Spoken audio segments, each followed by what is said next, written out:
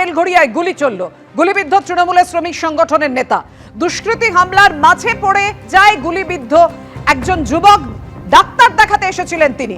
গুলিবিদ্ধ টেক্সম্যাকো কারখানার আইএনটিটিউসি নেতা বিকাশ সিং সহ দুজন বাইকে করে এসে আইএনটিটিউসি নেতাকে লক্ষ্য করে গুলি চালায় তিন দুষ্কৃতী। সেই তিনজন দুষ্কৃতীর টার্গেট ছিল বিকাশ সিং। আরো একজন যুবক গুলিবিদ্ধ হন। পানিহাটির বাসিন্দা সন্তু দাস। পানিহাটি থেকে ডাক্তার দেখাতে এসে গুলিবিদ্ধ হন ওই সন্তু দাস। বিকাশ সিং এর পেটে গুলি লেগেছে, আরজিকর মেডিকেলে ভর্তি রাখা হয়েছে তাকে।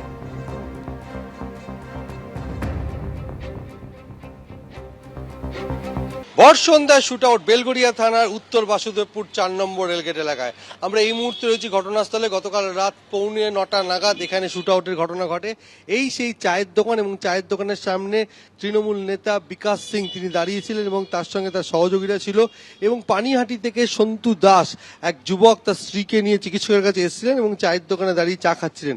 আচমকা এই যে রাস্তা, সেই উসুমপুর বটতলার দিক থেকে তিনজন দুষ্কৃতী আসে হেলমেট পরা অবস্থায়, এসে এখানে দাঁড়িয়ে গুলি চালায়। তাদের মধ্যে থেকে দুজন গুলি চালিয়েছে বলে পুলিশ সূত্রে জানা যাচ্ছে যে 2 থেকে 3 রাউন্ড গুলি চালানো হয়। বিকাশ সিংকে লক্ষ্য করে গুলি চালানো হয়। বিকাশ সিং এর পেটে গুলি লাগে। তারপর বিকাশ সিং পালাবার চেষ্টা করে এবং পালাবার সময় তার পাশে দাঁড়িয়ে থাকা সন্তু দাস তার ঘাতে গুলি লাগে। তাকে নিয়ে যাওয়া হয়েছে সাগর দত্ত মেডিকেল কলেজ হাসপাতালে।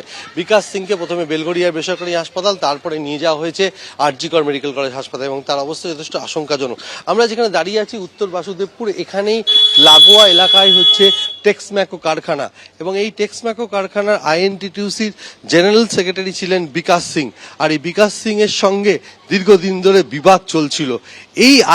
এই যে টেক্সম্যাকো কারখানার শ্রমিক ইউনিয়ন কার দখলে থাকবে এই নিয়ে তৃণমূলের নিজেদের গোষ্ঠীদ্বন্দ্ব ছিল, তা স্পষ্ট করেছেন 29 নম্বর ওয়ার্ডের তৃণমূল কাউন্সিলর নির্মলা রায়। তিনি জানিয়েছেন যে এই ইউনিয়নের দখল নেওয়ার জন্য কামারহাটি এবং পানিহাটি থেকে বেশ কিছু দুষ্কৃতী তারা দাপিয়ে বেড়াচ্ছিল, তার প্রতিবাদ করছিল এবং তারা এই বহিরাগতদের নিয়ে হামলা চালানোর চক্রান্ত করছিল। যেহেতু বিকাশ সিং তার ঘনিষ্ঠ, সেই কারণে বিকাশ সিং এর উপর হামলা চালিয়ে তাকে বার্তা দেওয়া হয়েছে এবং প্রাথমিক তদন্তে যেটা জানা যাচ্ছে, ইন্দল যাদব নামে এক দুষ্কৃতী এই ঘটনার নেতৃত্ব দিয়েছিল হামলার। এই ইন্দল যাদবকে খোঁজ চালানো হচ্ছে। ইন্দল যাদব ভিকি নামে এক যুবকের কাছ থেকে বাইক নিয়ে এসে এই হামলা চালিয়েছে। এর পাশাপাশি পুলিশের তরফ থেকে বলা হচ্ছে যে একটি ত্রিকোণ প্রেমের ঘটনাও রয়েছে। ইন্দল যাদবের সঙ্গে এক তরুণীর সম্পর্ক ছিল, তাকে কেন্দ্র করে বিকাশ সিং এর গন্ডগোল এবং এই তরুণীকে সম্প্রতি বিহারে পাঠিয়ে দেওয়া হয়েছিল। এর জেরে নাকি টেক্সম্যাকো কারখানার ইউনিয়নের দখলদারির জেরে এই শুট আউটের ঘটনা ঘটেছে তা এখনো স্পষ্ট নয় এবং এখনো পর্যন্ত পুলিশ কাউকে গ্রেপ্তার করতে পারেনি। তবে পুলিশের তরফ থেকে যেটা বলা হচ্ছে যে 3 জন দুষ্কৃতীকে চিহ্নিত করা হয়েছে। এলাকার আশপাশে সিসিটিভি ফুটেজ খতিয়ে দেখা হচ্ছে। কিন্তু ভর সন্ধ্যায় জনবহুল এলাকায় শুট আউটের ঘটনায় রীতিমতো আতঙ্কিত এলাকার বাসিন্দারা। ক্যামেরায় দীপ্তর সঙ্গে শিবু পাল ও সমীরণ পাল, এবিপি আনন্দ, উত্তর 24 পরগনা। খুব স্বাভাবিকভাবেই এলাকার মানুষজন আতঙ্কিত, উদ্বিগ্ন এলাকার নিরাপত্তা নিয়ে। কারণ যেভাবে বেলঘড়িয়ায় শুট আউটের ঘটনা ঘটল, গুলিবিদ্ধ তৃণমূলের শ্রমিক সংগঠনের নেতা, আর দুষ্কৃতী হামলার মাঝে পড়ে গুলিবিদ্ধ ডাক্তার দেখাতে আসা এক যুবক।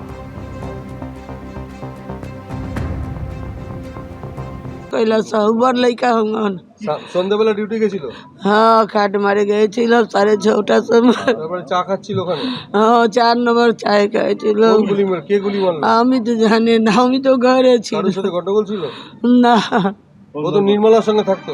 निर्मला संग থাকতো।